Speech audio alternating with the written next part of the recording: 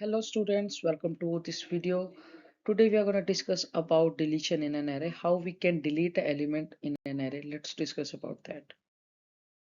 So the basic idea of removing an element is what?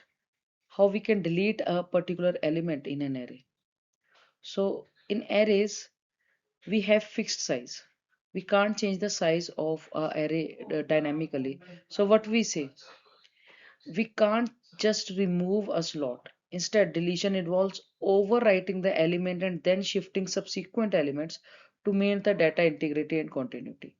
That means कि अगर suppose आपके पास एक array elements है, चलो इसी एग्जांपल की बात करते हैं कि array is having 10 20 30 40 and 50. If I want to delete this element 20, what I need to do? We need to copy all these elements one step ahead. That is 30 को यहाँ पे प्लेस कर दो, 40 को यहाँ पे, 50 को यहाँ पे प्लेस कर दो, और जो लास्ट पे 50 है वो एज इट इज रहेगा because we are not changing this. We are just copying these three elements to these places. But इस प्लेस के ऊपर हमने कोई चेंज नहीं करा तो इसलिए वो 50 का 50 रह गया. At the end in order to show कि हमारा लास्ट एलिमेंट डिलीट हो गया, हम इसको एज इट इज छोड़ सकते हैं या कंसीडर कर सकते हैं कि एरे का साइज n से n-1 हो गया और we can delete this to let's say 0 to show कि लास्ट एलिमेंट डिलीट हो गया. अब एरे के अंदर आप डायनामिकली नहीं डिलीट कर सकते हो एक पर्टिकुलर स्लॉट. आप ये नहीं बोल सकते कि n से n-1 हो गया. थ्योरेटिकली आप बोल सकते हो. तो in order to show this हम क्या कर देते, लास्ट एलिमेंट को चेंज करके ओवरराइड करके 0 कर देते. This is the logic. So what is the process? कि in this process there are no gaps in the array. We have to ensure this. That's why आप ये नहीं कि बीच में 20 को डिलीट कर दिया और बाकी एलिमेंट एज इट इज रहेंगे. We have to move all the elements one step ahead, right? The last element's position then becomes redundant or can be marked as empty. और उसी को empty mark करने के लिए हम 0 को वहां पे place कर देंगे या आप किसी और वे से भी उसको कर सकते हो. Now the basic logic is how to delete by overwriting that by all the elements one step ahead. That is क्या है बेसिक लॉजिक में एक बार दोबारा एक्सप्लेन करती हूँ कि first one is to identify the element.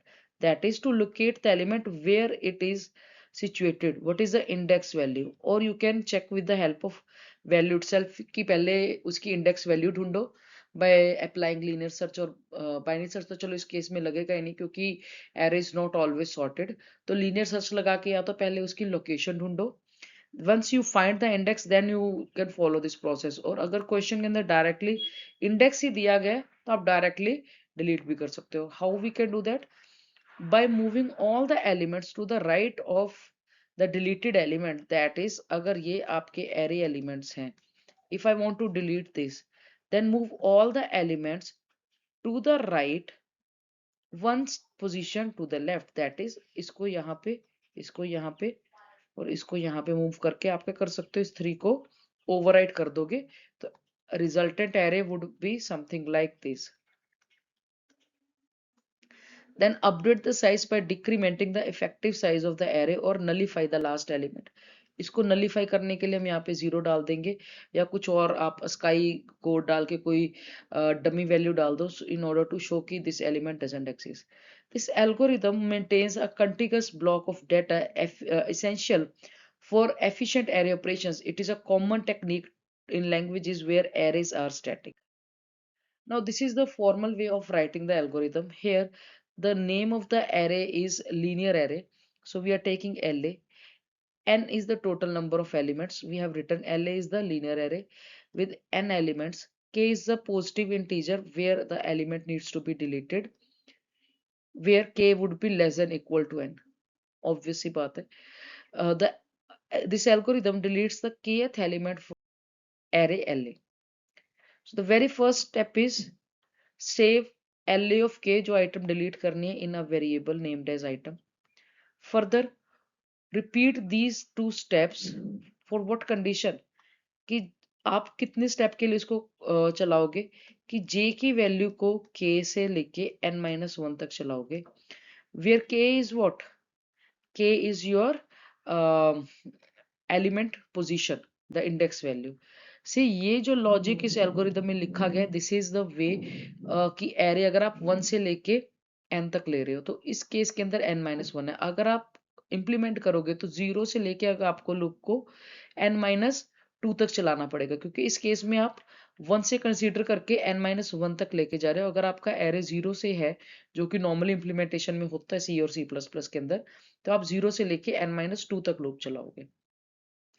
Then move all the elements j plus 1 and above elements to one step ahead by using this command, that is कि अगर आपने ये केस था, अगर आप इस एलिमेंट को यहाँ पे करना चाह रहे हो, दैट मीन्स आप क्या करोगे, a of 1 के अंदर a of 2 को डालोगे, a of 3 के अंदर a of 4 को डालोगे, या a of 2 के अंदर a of 3 को डालोगे, तो वो स्टेटमेंट्स आप by using this logic आप पूरी कर सकते हो। That is L of j is equal to L of j plus 1, where L is the name of the array. And then increment the counter, जो आपका array loop का increment variable है। Then reset the number n to n-1 by, or in other words we are saying कि deletion हो चुकी है तो array का size 1 से decrease कर दो, right? This is the way how we can delete a element from an array, and this is the code. Sorry, यहाँ पे मैंने editing में mistake कर दी, this is not the Java code, this is the C code, जो मैंने अपनी किसी एक क्लास के अंदर एग्जीक्यूट करा था। अब स्टार्टिंग में हम एक एग्जांपल ले रहे हैं। स्टार्टिंग में एरे के अंदर ये एलिमेंट्स हैं,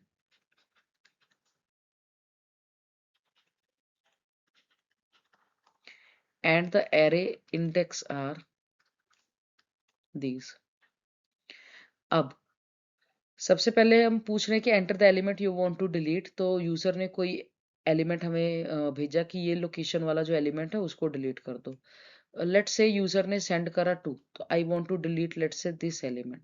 if I want to delete this element तो हमें क्या करना पड़ेगा, सारे एलिमेंट्स एक एक स्टेप आगे लेके आने पड़ेंगे। तो I need to do this, then this, then this, which is a of 2 के ऊपर आएगा a of 3, a of 3 के ऊपर आएगा a of 4, a of 4 के ऊपर आएगा a of 5, right? But if you notice, in order to execute these statements, हम a of 5 को कभी भी चेंज कर ही नहीं रहे हैं, ठीक है? तो हमने चेंज कहाँ पे करा, इन 3 आइटम के ऊपर, इन 3 इंडेक्स के ऊपर।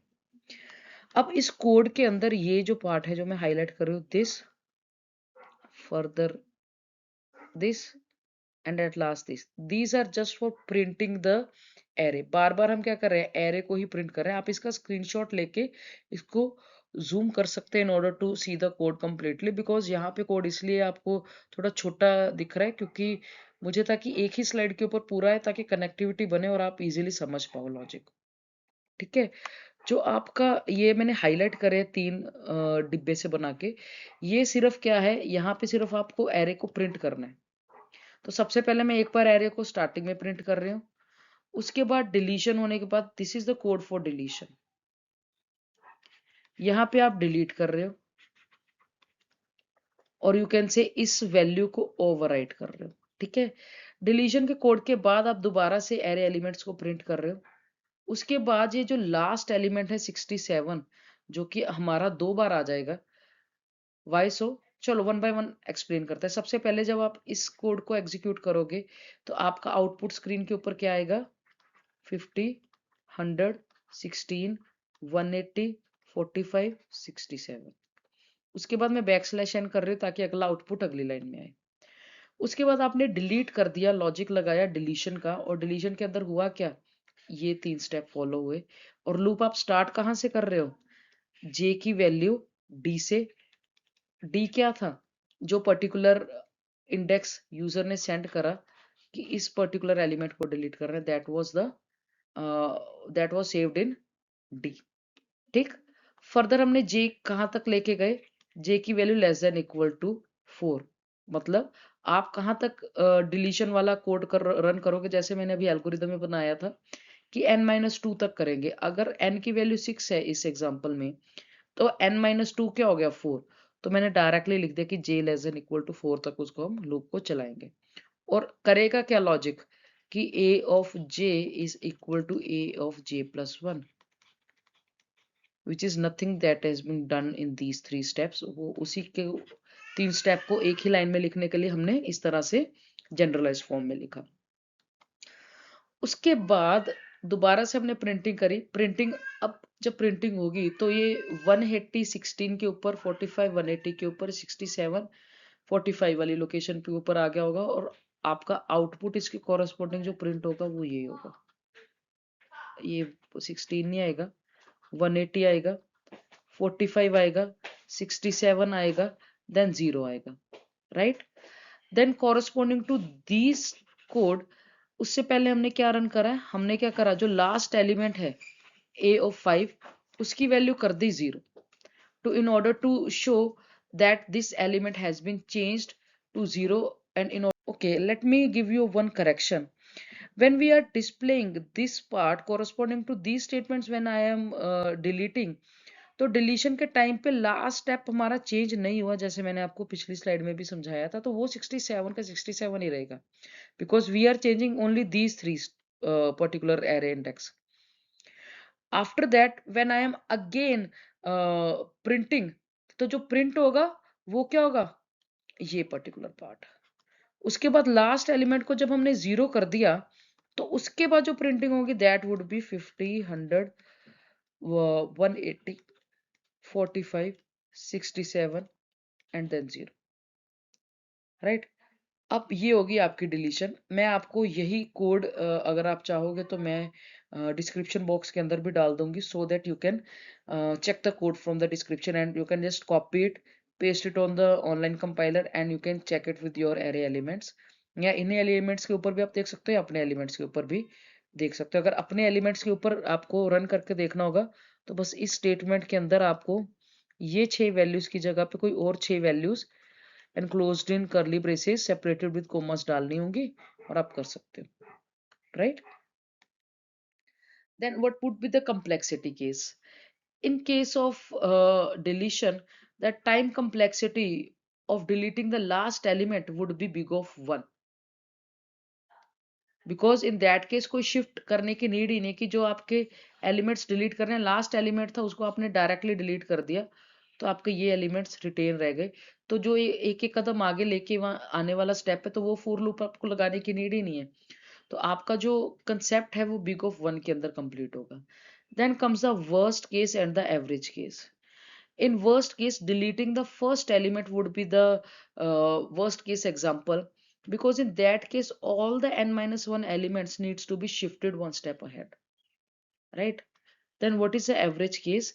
Deleting an element from the middle requires shifting approximately n by 2 elements, और complexity उस केस में क्या हो जाएगी, ये।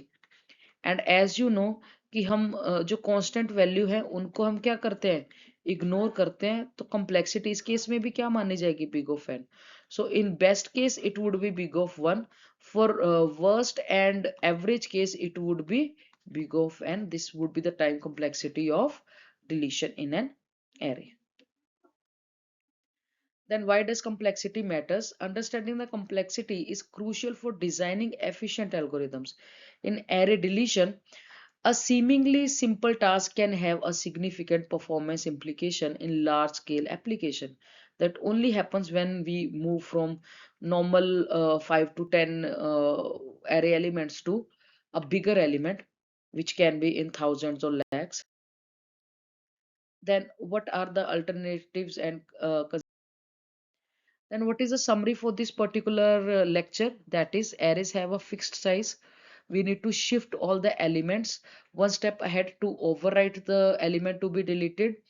और लास्ट एलिमेंट को हम बाद में क्या बोल देंगे, थेरेटिकली अगर एल्गोरिदम लिखने के लिए हम बोलेंगे तो हम बोलेंगे कि साइज को n से n-1 कर दो, but in case of implementation हम लास्ट एलिमेंट को 0 या किसी और अल्फाबेट से या किसी ऐसे वे से हम उसको अपडेट करेंगे ताकि आउटपुट के अंदर हम बोल सके कि ये एलिमेंट डिलीट हो चुके हैं। And the complexity is big of n, in case of best case it is big of 1. That's it for deletion in an array. If you like this video, please hit the like button, comment on the video if you have any doubts, please share it with your friends and do subscribe to my channel. Thank you, students.